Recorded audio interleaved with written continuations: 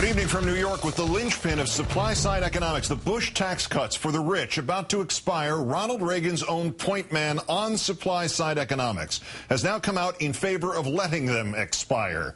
Our fifth story tonight, one of our guests recently wrote that the expiration will be a litmus test for the GOP, a test of which of them are serious about reducing the debt of our children and which are serious about increasing the wealth of our wealthy. The lab for that test was the Sunday talk shows, and one Republican was so unprepared for her version of the test that she was cribbing her answers again, writing down literally talking points on her palm and on paper to argue for extending tax cuts that President Bush signed into law for a 10-year period, except now the half-governor thinks that having taxes return to their Clinton-era levels was President Obama's idea. And keep in mind, President Obama supports renewing the tax cuts for everyone except the richest 2%. So that is who she's arguing for. To reduce deficit spending and our enormous debt, you rein in spending, you cut the budget, you don't take more from the private sector and grow government with it, and that's exactly what Obama has in mind with this expiration of Bush tax cuts proposal of his. This expiration of Bush tax cuts proposal of his. That woman is an idiot. Of course, it was, in fact, President Bush who proposed having his tax cuts expire because he lacked enough votes to beat a filibuster, and the Senate rule letting him pass them on a simple majority also prevented him from increasing the deficit beyond a 10-year period. Despite the fact that tax cuts are literally expiring because and only because they will increase the deficit, today's Republican Party leaders also failed the litmus test, arguing, mind you, against Fox News that extending the Bush tax cuts will create a massive hole in the already expanding deficit.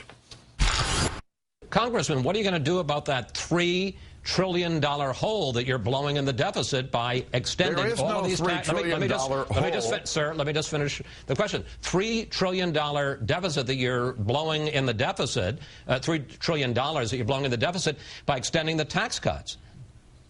Why can't we keep tax rates where they are today? This is the whole Washington mindset. The Palin-Boehner argument is that cutting taxes will let small business owners create jobs, and the taxes on those salaries will make up for the tax cuts. And Mr. Boehner is right about opposition to this theory being a Washington mindset. The Reagan-appointed former chairman of the Federal Reserve said flat out yesterday that tax cuts do not pay for themselves when he was asked whether he would let them all expire. You're saying let them all go, let them all lapse. Look, I'm very much in favor of tax cuts, but not with borrowed money. And the problem that we've gotten into in recent years is spending programs with borrowed money, tax cuts with borrowed money, and at the end of the day, that proves disastrous. And my view is I don't think we can play subtle policy here. You don't agree with Republican leaders who say tax cuts pay for themselves? They do not.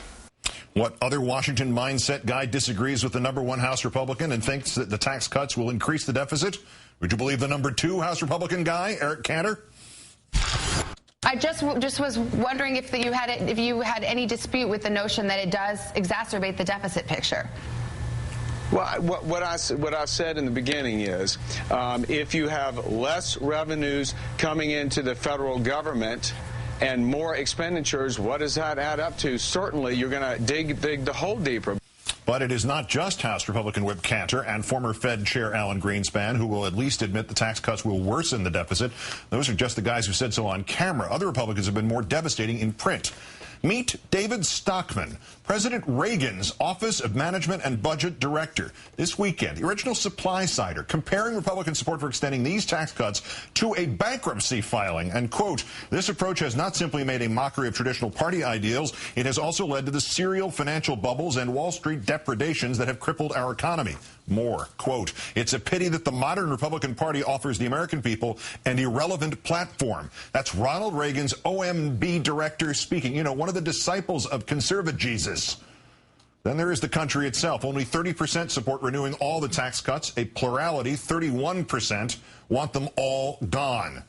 Let's turn now to Robert Reich, Labor Secretary under President Clinton, now a professor at UC Berkeley's Goldman School of Public Policy. Once again, much thanks for your time tonight, sir. Hi, Keith. There's lots to talk about here, but I've got to start with David Stockman. When David Stockman, explain David Stockman and the whole idea of this and where he stands now to the younger viewer who does not remember where he was in all this when we went through it in 1981-82. Well, it's actually very interesting because David Stockman was the architect of the starve the beast idea, and that is that if you spend so much when you are a Republican president and you reduce taxes, you might be able to have kind of a little bit of a spurt of growth, but most importantly, you make it impossible for any subsequent Democrat to spend anything because bond markets will penalize. Bond markets will say, you've got to reduce the deficit.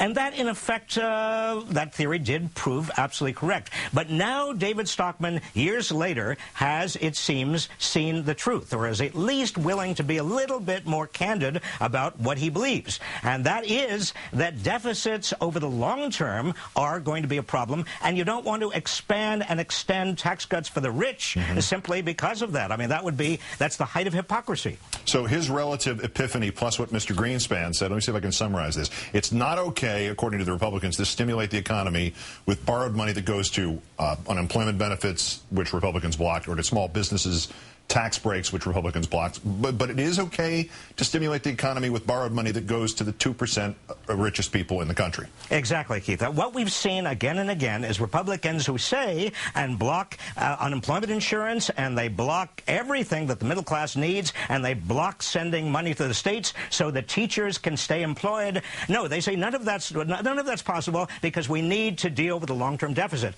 But when it comes to extending the Bush tax cut for the top 2%, now we're talking about not the middle class, we're talking about the top 2% of Americans, Republicans. The same Republicans say, oh, well, the long-term deficit is not all that much of a problem. We really do need to extend the tax cut to the top. Well, if that's not hypocrisy, I don't know what is. The other kind of tax cuts. You support extending tax cuts for the middle class. What happens if Democrats put that on the table? Well, what's likely to happen, Keith, is a stalemate. That is, the Democrats are going to say, look, we want tax cuts to be extended for the middle class. They are beleaguered. They're getting out from under a huge pile of debt. They can't use their homes as ATMs any longer. And unless they can spend, this economy is not going to create new jobs. But on the other hand, Republicans are going to say the price for you to do that is going to be to extend the Bush tax cuts for the people at the top, the upper 2%. So there's going to be a little bit of a game of chicken going on. Our next guest wrote and suggested that this was a litmus test for Republicans on whether they're going for increasing the debt or increasing the wealth of the wealthy. But I'd like your perspective on what this test is revealing about the Republican Party of today. Well, first of all, it's revealing who their real patrons really are. It's not the middle class. It's certainly not the poor. It is the top 2%. It also, though, may reveal something about the American electorate. That is, the American electorate, remember, did fall for the Republican death tax notion that getting rid of the estate tax is necessary because, said the Republicans, everybody is going to be affected, when in fact the so-called death tax, the estate tax, only really affected the top 1.7%. Now, here again, maybe Republican demagoguery can win out, but I think not if Democrats are making the clear case and also making it in ways that the public understands. Robert Reich, former Secretary of Labor in the Clinton administration, now at UC Berkeley. Great thanks for helping us understand tonight. Thanks, Keith.